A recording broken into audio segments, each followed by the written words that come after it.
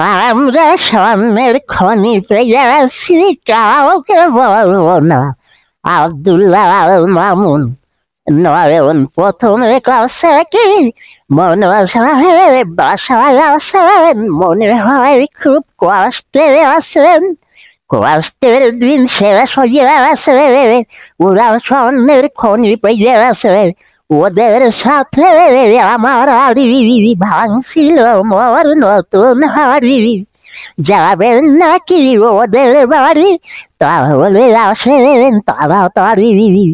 মনো সাহেব এবার কষে, হ্যালো মিস্টার, আমায় চিনো? আমি মিস্টার মনোরঞ্জন মনো। এখন আমি তোমায় বলি, পাইছো নাকি সোনার খনি? এই থাকলে কোনো কিছু আমায় খুলে বলো, আমার সাথে বললে পরে হবে তোমার ভালো। এবার বলছে, এত কাঁচা নই গো আমি, এইসব নিয়ে নিত্য ভাবি। তাছাড়া বড় ভাইয়ের নিষেধ আছে ওইসব কথা বলতে। তোমারও কি মানা নাই ওইসব কথা শুনতে?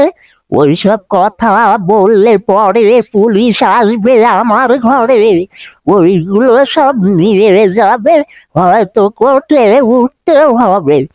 এবার মনো সাহেব কাছে কি শুনতে বাকি নেই কো কিছু, হতে পারো এবার কিছু। এখন নেই কোনো বাধা, এ তো দেখি রাস্ত গাধা।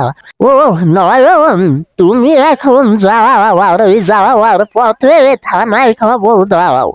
এবার যা মহা বিপদের কাছে কি এই যা, এতক্ষণে বুঝিনি ওদের কথা, কথার প্যাসে বলে ফেললাম তা। এখন কি হবে তুই বল না, স্বর্ণের খনি রাখা বুঝি আর হইল না। কি হবে এবার, কি উপায় আছে? স্বর্ণের চেনের আংটি গলা হবে কি মিশে? যার বন্ধু এবার কাছে, যদি হয় সিআই ওরা তোমার বাড়ি হবে ঘেরা। ওদের সাথে পুলিশ থাকবে, ওয়ারলেস পিস্তল অবশ্যই রাখবে। পালাবার কোনো উপায় নাই, যা পারো করো গিয়ে, এখন আমি যাই। এবার যাওয়া সর্বশান্ত হয়ে কাছে, এখন কি যে করি মনে হয় গলা দড়ি দিয়ে মরি।